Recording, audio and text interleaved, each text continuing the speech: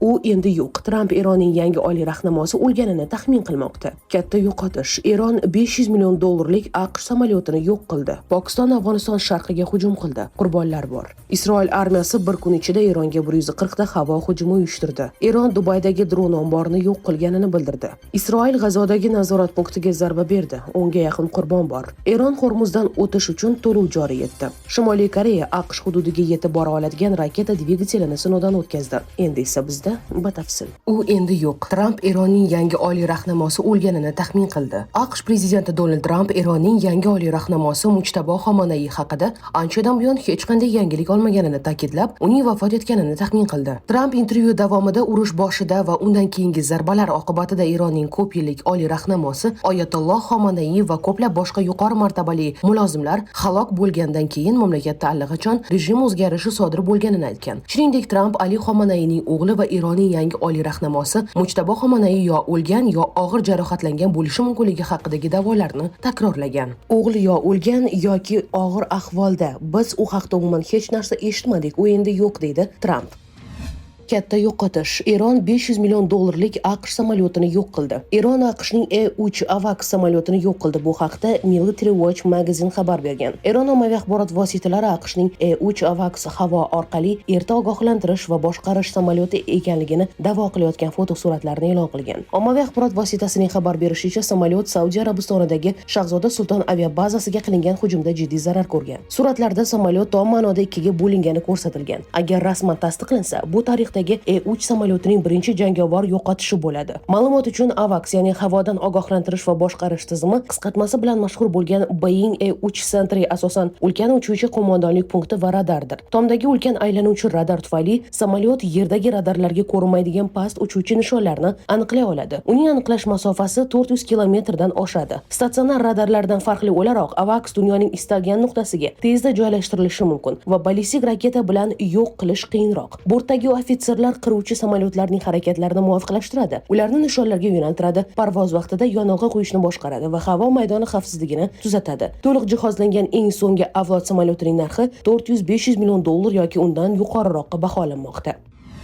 Pokiston Afg'oniston sharqiga hujum qildi. Qurbon bor. Pokistonning Afg'oniston sharqidagi Kunar viloyatiga bergan raketa zarbalari oqibatida bir kishi halok bo'lgan va 16 kishi jarohat olgan. Qayd etilishicha, Tolibon muvaqqat hukumati matbuot kotibi o'rinbosari Hamdulla Fitrat 29-mart kuni bergan hisobotida ushbu hujumlar Kunar viloyati markazi atrofidagi hududlar va aholi xonadonlarini nishonga olingani, oqibatda tinch aholi vakillari qurbon bo'lganini aytgan. Shuningdek, u hujumda jarohatlanganlarning aksariyati ayollar va bolalar ekanini qo'shimcha qilgan. Fitratning so'zlariga ko'ra, Pokiston harbiy kuchlari 29-mart kuni soat 17:00 atrofida Kunar viloyatidagi aholi uylariga yana bir bor og'ir qurollar bilan hujum qilgan. Isroil armiyasi bir kun ichida Eronga 140 ta havo hujumi uyushtirdi. Isroil armiyasi so'nggi 24 soat ichida Eronning markaziy va g'arbiy qismidagi nishonlarga 140 ta havo hujumi uyushtirganini xabar qilgan. Bu haqda Isroil armiyasi matbuot xizmati xabar berdi. So'nggi 24 soat ichida Isroil havo kuchlari Eronning markaziy va g'arbiy qismidagi nishonlarga 140 ta zarba berdi, deyiladi bayonotda. Harbiylarning ma'lumotlariga ko'ra, nishonlar orasida ballistik raketalar omborlari va uchirish maydonchalari, shuningdek, havo mudofaasi tizimlari bilan bog'liq inshootlar bor edi. Eron Dubaydagi dron omborini yo'q qilganini bildirdi. Eron tomoni Dubayda joylashgan Ukrainaga tegishli dronlarga qarshi tizimlar saqlanadigan omborni yo'q qilganini ma'lum qildi. Islom inqilobi qo'riqchilari korpusi tarqatgan ma'lumotga ko'ra, aerokosmik hamda harbiy dengiz kuchlari ishtirokida o'tkazilgan qo'shma amaliyot davomida mazkur obyekt nishonga olingan. Ushbu ombor AQSh armiyasiga yordam berish maqsadida faoliyat yuritgani ta'kidlangan, biroq Ukraina tomoni bu da'voni rad etdi. Ukraina tashqi ishlar vazirligi vakili Georgiy Tixi tashkilotning ushbu bayonotini yolg'on deb atadi. Isroil G'azodagi nazorat punktiga zarba berdi. 10 ga yaqin qurbon bor. Isroilning G'azo sektoridagi nazorat o'tkazish punktlariga bergan zarbalar oqibatida 6 kishi halok bo'ldi. Qurbonlar orasida bir nafar bola ham bor. Bu haqda Reuters agentligi xabar bergan. Nashr xabariga ko'ra, Isroil armiyasi G'azo sektoridagi ikkita politsiya nazorat punktiga havo hujumlari uyushtirgan. Isroil samolyotlari G'azo sektorining janubidagi Xon Yunus shahrida joylashgan ikki politsiya blokpostiga zarba berdi. Oqibatda 3 nafar politsiyachi va 3 nafar tinch aholi, jumladan bir qiz bola halok bo'ldi. Yana 4 kishi yaralandi, deyiladi xabarda. Mahalliy sog'liqni saqlash vazirligi ma'lumotiga ko'ra, G'azo sektorida o't ochishni to'xtatish kelishuvi kuchga kirgandan buyon 680 dan ortiq falastinlik halok bo'lgan.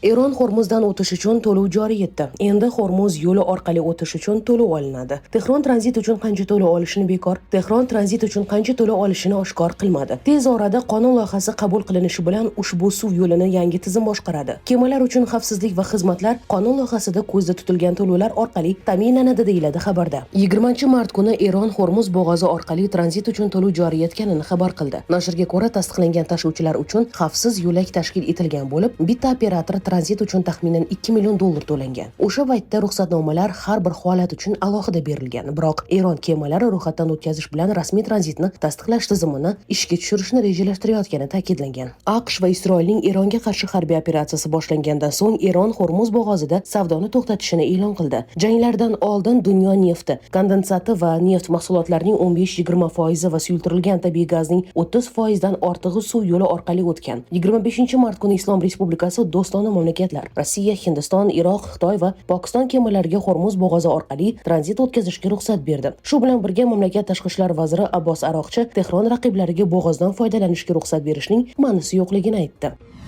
Shimoliy Koreya AQSh hududiga yetib bora oladigan raketa dvigatelini sinovdan o'tkazdi. Shimoliy Koreya yer usti sharoitida modernizatsiya qilingan qattiq yoqilg'ili raketa dvigatelini sinovdan o'tkazdi. Bu dvigatel AQSh materik qismiga zarba bera oladigan qit'alararo ballistik raketalarda qo'llanilishi mumkin. Bu haqda Koreya Markaziy telegraf agentligi xabar bergan. Xabarga ko'ra, sinovni mamlakat yetakchisi Kim Chen In shaxsan kuzatgan va uni mamlakat strategik qurollarini rivojlantirishda katta ahamiyatga ega deb baholagan. Bu ishlar mudofaani rivojlantirish bo'yicha 5 yillik reja doirasida amalga oshirilmoqda. Yangi dvigatel uglerod kompozit materiallardan tayyorlangan bo'lib, uning maksimal tortishish kuchi taxminan 2,5 ming kilonewtonni tashkil etadi. Bu ko'rsatkich o'tgan yilning sentyabr oyida sinovdan o'tkazilgan o'xshash dvigatelnikidan yuqori. Janubiy koreyalik ekspertlarning ta'kidlashicha, Pxenyan dvigatelning ishlash vaqti kabi muhim texnik parametrlarni oshkor qilmagan. Shu sababli e'lon qilingan xususiyatlar biroz bo'rtirilgan bo'lishi mumkin. So'nggi yillarda Shimoliy Koreya bir necha bor qit'alararo ballistik raketalarni sinovdan o'tkazib, ularning uchish masofasi